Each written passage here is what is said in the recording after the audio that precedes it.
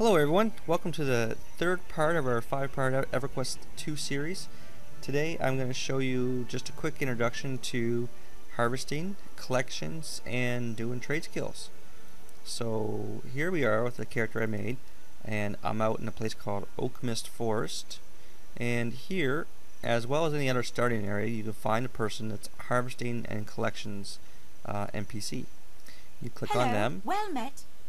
And they basically talk to you about collection and harvesting. Well, this here must be a quest related to this zone, the elemental attacks. But anyway, so if you talk to them about harvesting, they go on and talk about what harvesting is. Natural resources can be found in most parts of the outdoors. You've got skills, blah blah blah. So they're pretty good at telling you what you need to do. So I'm going to skip through this real quick.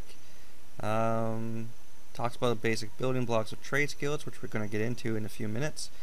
The items can't be sold to vendors, but they can be traded or sold to other players, so that's one thing to keep in mind. If you got a lot of stuff and you want to sell it, that's what you can do. And why would we increase? So this is a quest that comes up, and they give us this disassembled storage box as the reward. So I'm going to accept that quest, and it talks about the skill required to harvest and give your area. Okay. Basically what this means is areas are separated into what's called tiers. Like we're in a tier 1 zone right now, which means this is the lowest level of harvestable stuff. So what I'm going to do is open my character window, and she gave me what's called a meager harvesting bag. I'm going to take this bag out of here. I'm going to put this bag here. When I harvest stuff, it will automatically go into this bag, which is a 12 slot bag. It's bigger than what I had. So now, what I have the graphics turned right up, and you see all this flora, which is the grass and flowers. I'm actually going to turn that off. Display, flora, turn off. There you go. Now it's easier to see the ground. So I'm just going to run around Oak Mist Forest, show you what this looks like, what you're looking for. This right over here is called a creature den. Let's see. There's a mature bear there. It's aggro to watch out for. But you basically come up to these things and click, and then you're trapping, basically gathering whatever's there. And of course, nothing found. You can see down here in the bottom left, the skill is increasing. Now I got 7 out of 10, and continuing to find nothing. And that's going to happen when you start off. You start off, and it usually takes quite a while to get anything out of this. 9 out of 10, 10 out of 10, so that's not bad. Getting somewhere. So, raw high pelt was 1 of 3. That's for the learning to harvest quest. You can see over here, it has updated and it's flashing. The other thing here is wood. I'm going to be careful of that bear. That bear will kill me. So now wood is a different skill. It's foresting, so that's 6 and 7 of 10. Now every time you level up, your maximum number goes up by 5. So as I was playing this, as I would play this game, it would be either 15, then 20. And oh god, that bear's gonna see me. Okay, maybe not. I'm getting out of here. Alright, so I'm gonna gather a couple other things, and then I want to show you trade skills. So what I'm gonna do is, like I said, as you collect stuff, you can take all these items, and they're all used to create items using trade skills, which I'll show you next. So I'm going to stop the video right here. I'm going to collect a bunch of stuff, and then we're going to go and create some things with it. Oh, one more thing I want to show you. Collectibles. Throughout the world, you see these little spots. I call them glowy spots. Most people call them shinies. Either way, these are collectibles. You click on them, and they're just stuff, really. Like this is a purple butterfly. Click on loot all, and then now normally this doesn't come up. I'm gonna close this. Normally what happens is it goes into your bag, and then it's in your inventory, and you double click on it because this item is a collectible. And here, this is a collection. So this is something Everquest has as well, collections. And basically when you fill a collection, there are collectors out in the world who will take them and usually give you quest items. So I don't know. Oh, I discovered an area. Let me go see if I can find some more collections. There usually is more around. There's one. Alright guys, so here I am. I'm in North Kinos right now. I came through the bell, which is Actually, this is the transportation system in the game. A lot of these bells are placed throughout, and you can see here is a larger one with a globe on it. This is great, but not, and I'll talk about this in my final video. It's a quick way to get anywhere in the world.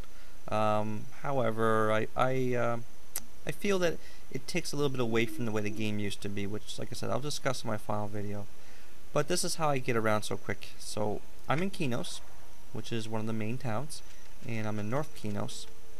And if you come up here, I want to show you this person over here is one of those collectors I was telling you about.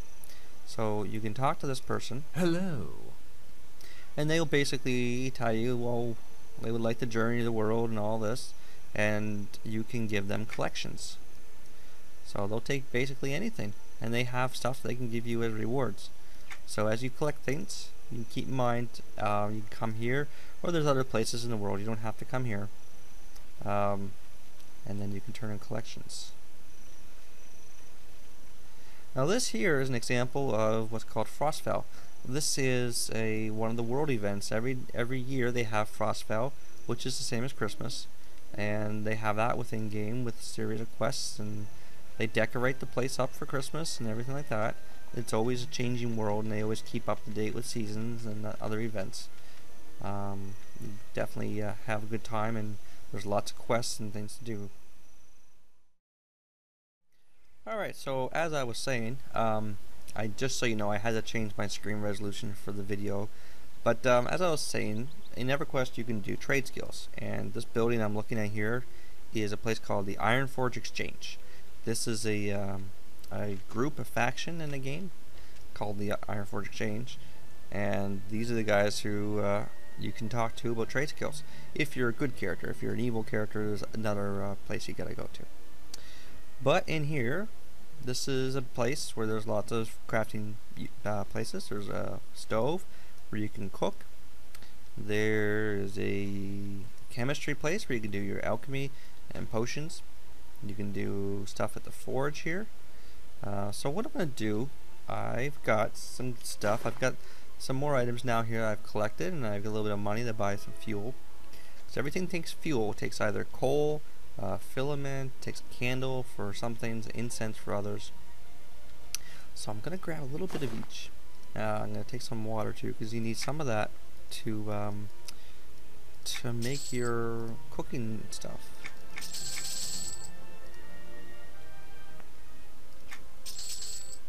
So I'm just grabbing a little bit of everything here so I can demonstrate a few of these things to you. And now what I'm going to do first is go up to the woodworking table. This is where you can create carpenter items. So you can make a club, elm knotted club. Can't make any furniture items right now, but I'm really low level. So you click on this, it shows you all the components you need, and it shows you the fuel that you need, sandpaper. You click on begin, and this is how it starts off. These down here are basically like they're spells or abilities that you can use to help increase your progress and durability. So what I'm doing is I'm clicking on them in a pattern, and notice how severe mismeasurement pops up here.